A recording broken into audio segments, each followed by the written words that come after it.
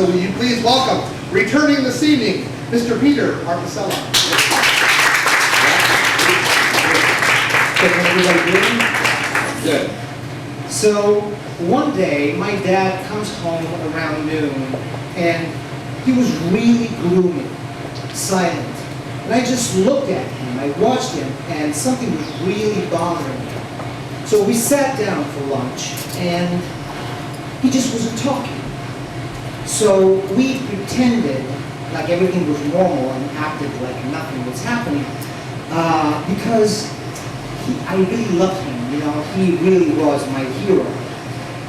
So I started imagining all kinds of disasters that could have happened, and I succeeded in getting myself in considerable paranoia, but I couldn't really come up with anything that could have bogged him down like that.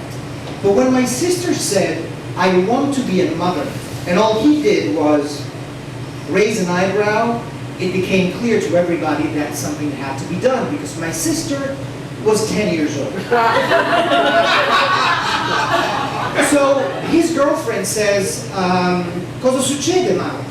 What's going on, Marco?" I grew up in Italy. And my dad said, which in his language meant, "Non ne voglio parlare. Se ne volessi parlare ne avrei parlato. Mi hai sentito parlarne? No. Perché? Perché non ne voglio parlare. Quindi lasciami in pace." Which translates in, "Don't break my balls."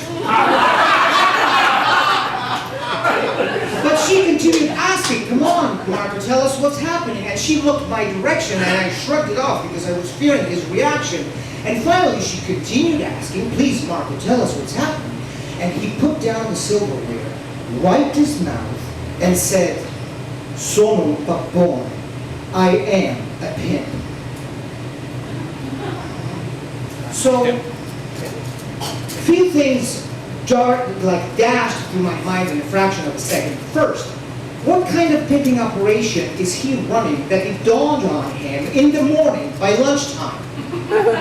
Second, what kind of girls are you managing that you don't know you're pimping them? Third, am I entitled to any perks at the sign of the bill? Will I inherit the business?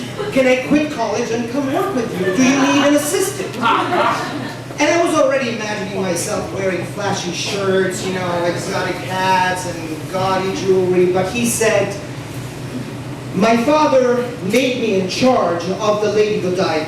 This morning I went to a meeting and I realized I am a pimp, sono un pappone. I manage more than 30 girls." Little information needed here. As some of you know, my family owned the Grand Hotel of Rimini in Italy. In its basement is the Lady Godiva nightclub, one of the first and nationally renowned nightclubs, Vegas style, with, you know, shows and dance floor and high-end dames to entertain the clients. So it was part of the hotel. Now, initially it seemed twisted that his father would make him a pimp. Then I felt hopeful. Then it would be family tradition, and therefore all I had to do to follow in my father's footsteps was to turn 18.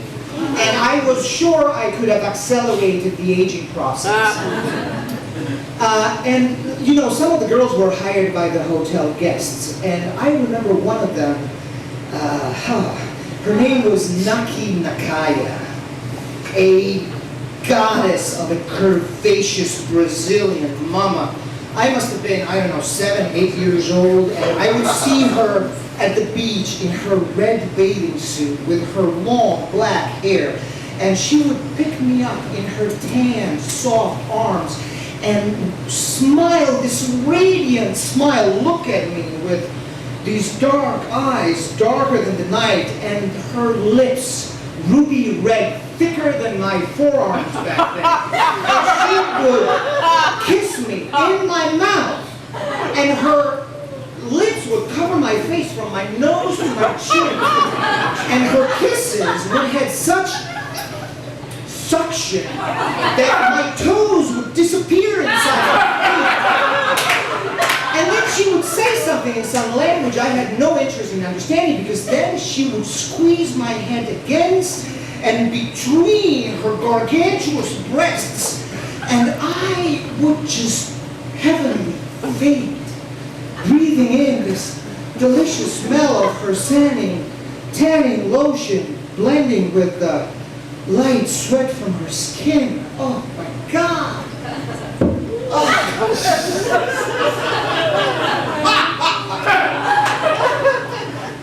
What was I talking about? Oh, my dad, the pimp. So he was really affected because, you know, about this duty that his dad had dumped upon him. And he continued to be my hero because I could tell that, you know, he was sorry and in his heart he meant well. And we talked a little bit about it, and I said, well, why don't you tell Grandpa to put somebody else in charge of the Lady Godiva if you don't want to do it? And he said, actually, it's not Grandpa. And I said, well, who is it then? Master? And he said, "Es mia madre." It's my mother. I said, I'm sorry, what? He said, "La nonna." Grandma, she's been the boss of the Lady Godiva, and now she's fed up with it.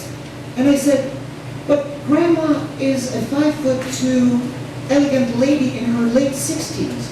How can she be a pimp? And he said, Grandma, she's fed up about, you know, going to court and having to bail out the girls. So now I have to take over. And that's when I stopped thinking on even talking, and I glanced over to my sister, and she probably was planning her wedding. And I said, what kind of family is this? Maybe I should have left the family business.